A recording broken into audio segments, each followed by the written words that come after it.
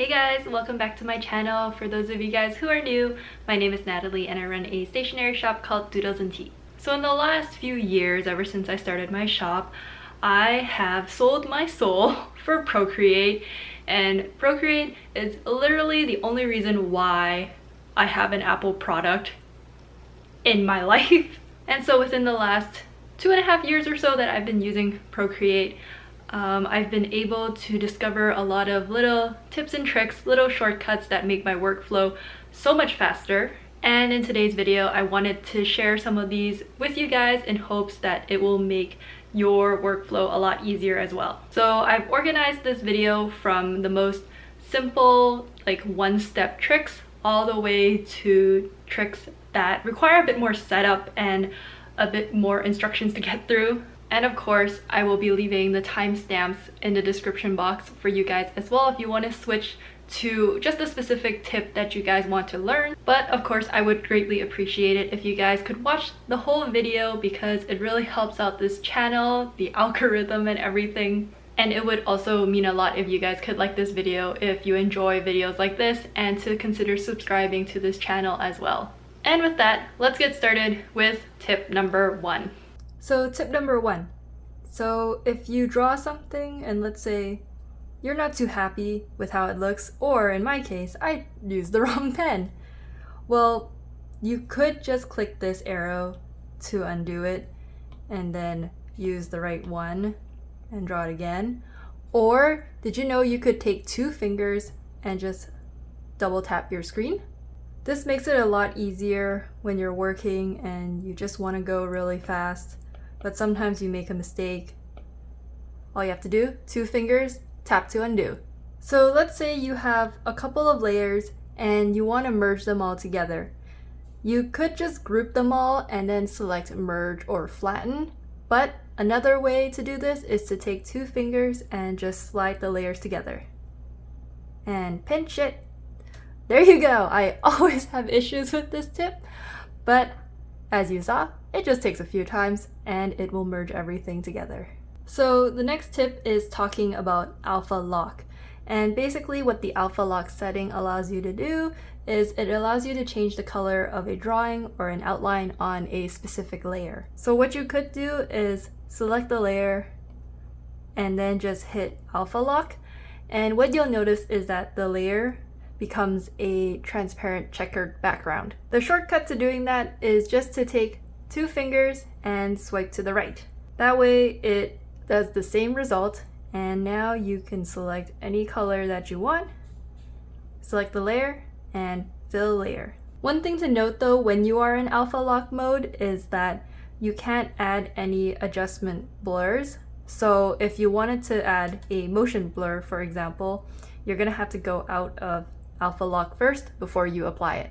Did you know that if you just draw a curve and then hold it down, that it will automatically smoothen it out for you? This also applies to shapes like circles, rectangles, squares, and all of that.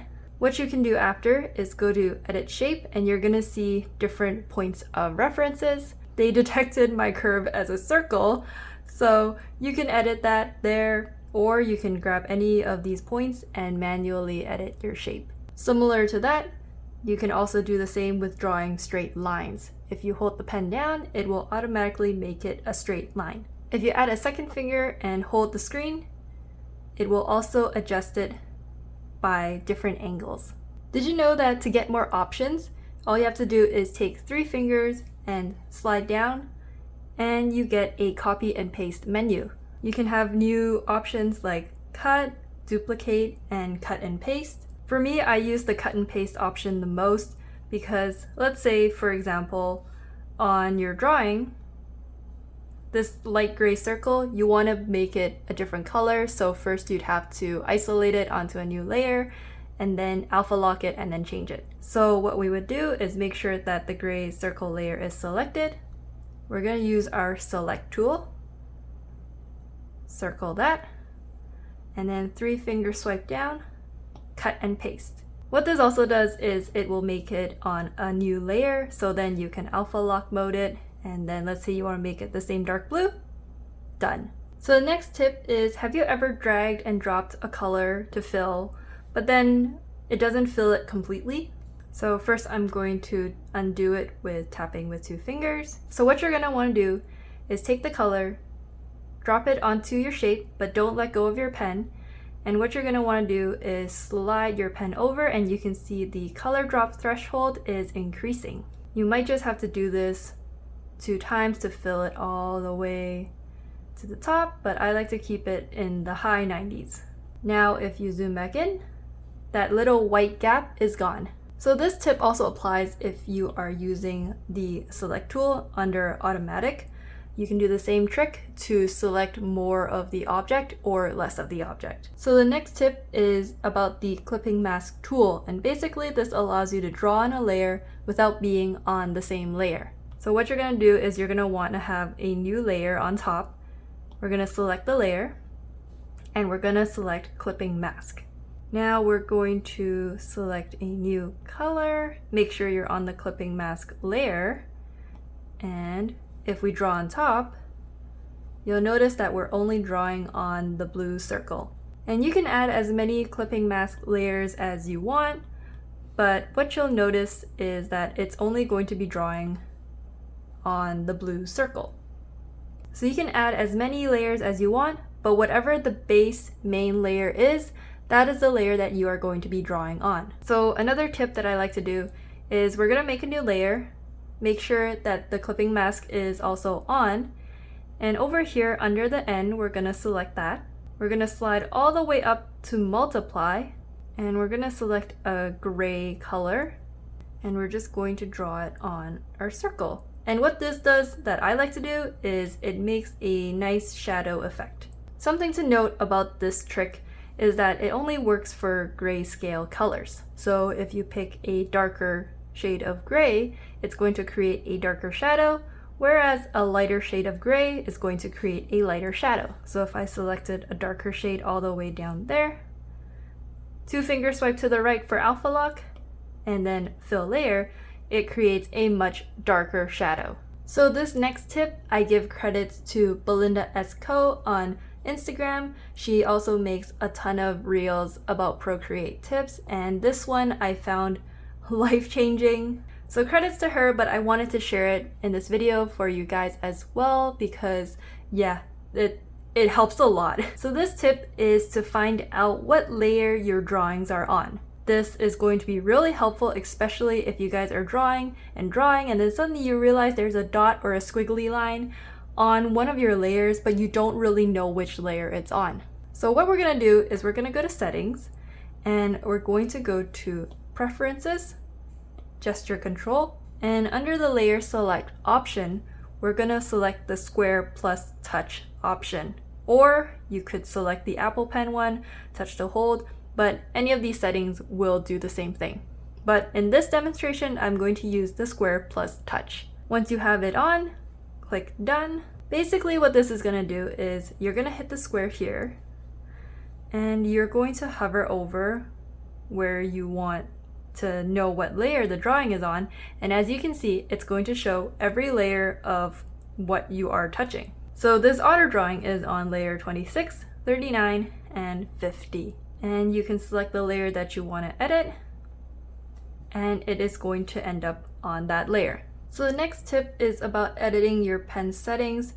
If you ever just use any pen, it's probably feeling very sensitive to every motion and every squiggle or line that you ever do. We can actually smoothen that out a bit. So we're gonna go to the pen that you want to edit, and you're gonna select that pen. What you're gonna want to do is go under stabilization, and the amount of streamline will make the pen more smooth. So if we crank it up to the max, it's going to be a bit more smooth and less sensitive to every turn or curve that you make. This also goes for the next tip, but did you know that you can just test your pens in this little preview box?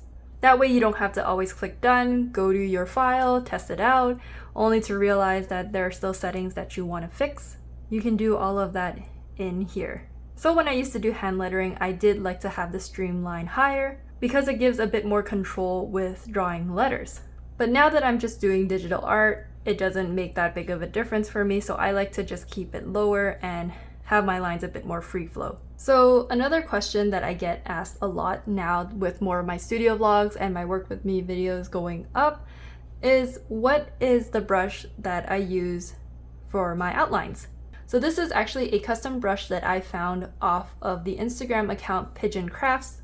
So credit to them for this brush, but I will show you guys how I made a similar rendition to that brush, but complete credits to them for the original idea. So what you're going to want to do is go under calligraphy and duplicate the monoline brush. We're going to go into the settings, and the only thing we're going to change is the jitter. So basically more jitter, you're going to get a more textured brush. And if you lower it, it's just back to the original. For mine, I have it at 25%, and I find that that's the amount that I like. But for you guys, maybe you want it a bit more textured so you can increase it. Or maybe you think that's a bit too much and you just want maybe like 10 to 15%. So this is just a setting that you guys can play around with, but this is the brush that I use to do all of the outlines for my digital art now. So on a similar note of custom brushes, I'm going to show you guys how I made this Watermark brush of mine. So if I tap the screen, it is my DoodlesnTea little drawing. This is basically my watermark now for all of my digital art, since I am posting it like that on Instagram now. But I'll show you guys how I do this, because I also have other ones like see more for my carousel posts. So I'm just going to redo one of these brushes and show you how it's done. So first, what you're going to want to do is to have your drawing or phrase all done. And what we're going to do is make sure it is in alpha lock mode. If not, 2 fingers, swipe to the right, and we're going to want to change the color of your drawing or phrase to white. Next, we're going to remove the background color layer. So what you're going to do is you're going to want to export it as a PNG or a PNG files. For me, my Procreate has been acting up, and I don't know why, but what you can do if your Procreate's also acting up and not removing the background for PNG is to merge all of your layers and then just export it as PNG files. For me, this seems to work, so I've already saved it, but I thought I would share this with you guys in case you're encountering this issue as well. So once you have it exported, we're gonna go to brush and then create a new brush. You're gonna go to the shape, and then under shape source, you're gonna hit edit, and then you're going to import a photo. So it's gonna show up blank, but you can assume that the most recent one is probably the file that you just saved. So you can just select that. Once you have it imported, it should show you the phrase or design that you made. And once it's there, hit done. So it should be like this already for the default under grain, but in case it's not, and it's showing something else, you're gonna wanna go to edit, import, source library, and you're gonna wanna select blank. Once it's there, hit done, and that's it. We're gonna go back to the stroke path setting, and we're going to select the spacing all the way to max. And for the Apple Pencil setting, we're going to crank the opacity down to none. This just ensures that your stamp is going to be at 100% opacity every time you select it. Another feature you can change is under properties, the minimum and maximum size. So if you increase the minimum size, even if your brush setting is at, let's say, 5%, when you're working, the stamp won't be so small. And similar to that, you can set how big the maximum size is when the brush is at 100%. So once everything is done and you're done playing with some of the settings for sizes, just hit done. And now with the brush selected, and you can pick a size, there you go. So I hope you guys found this video helpful. If you did and you still haven't liked this video yet, don't forget to do so and to consider subscribing to this channel. If there's any other shortcuts or tips and tricks about Procreate that you guys really like using for your workflow, don't forget to leave it in the comments below. And I hope you guys learned something new in this video today. And with that, I will see you guys in the next video. Bye!